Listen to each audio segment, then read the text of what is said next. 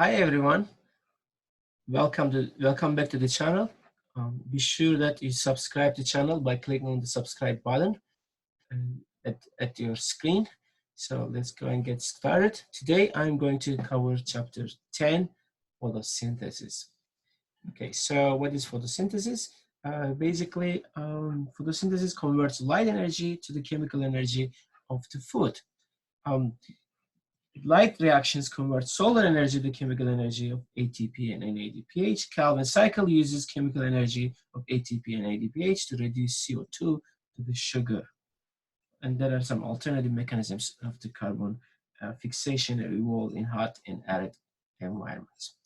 Okay. So photosynthesis basically is a process that feeds biosphere. That process converts solar energy again into chemical energy. Autotrophs like plants, algae, and some bacteria can actually be able to do that. They are called producers. Okay, so if you look at the leaf, leaf is made of these mesophyll cells, which has 30 to 40 chloroplasts in it. The CO2 enters inside, oxygen exits through the stomata. There's chlorophyll molecule inside, which is where the actually pigments gives the leaves green color.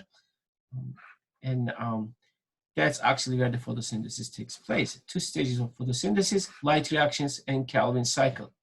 So light reactions basically split the water, release oxygen, reduce electron acceptor NADP plus to NADPH, generate ATP from the ADP by photophosphorylation.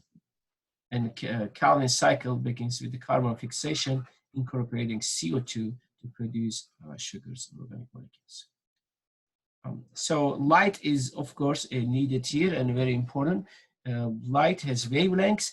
We use visible light, 400 to 700, basically nanometer wavelength. That's what we call visible light. Photosynthetic pigments, they are the light receptors. The substances absorb visible light when the light strikes to the leaves. It's an absorb, and this experiment by Engelmann in 1883 basically shows how which colors of the light actually use in photosynthesis. When the light hits to the surface of the leaf, it excites the chlorophyll there, and it moves them from the ground state to the excited state. And a photosystem there, which is basically a reaction center complex associated with the light harvesting complexes, okay, exists there. There is PS1, which is photosystem 1, and PS2, photosystem 2. PS2 comes first, PS1, it comes after PS2. That's because of the order of they are actually discovered. Okay. So there are 8 steps in the linear electron flow. Basically, after they actually go through these 8 steps, they fall down to the ETC from primary electron acceptors of PS2 to the PS1. Cyclic electron flow is the electron cycle back to the FD or PS1 reaction center. Cyclic electron flow uses only photosystem 1 that produces ATP but not NADPH. No excess oxygen is released. There is also chemiosmosis here, as we see in chapter 9, cellular respiration. And that means we also have ATP synthase protein here.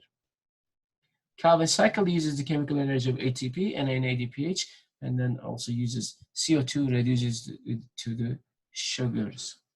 CR sugar air is G3P, which can be converted to the glucose and other organic compounds. There are 2 other alternative photosynthesis processes. One is called C4, the other one is called CAM photosynthesis. C4 actually basically is like maize, a warmer season plants basically have a very efficient photosynthesis system.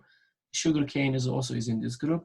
CAM is for the plants that have like very hot climates, like desert plants, like cactus. We have CAM. CAM stands for carcinogen acid metabolism.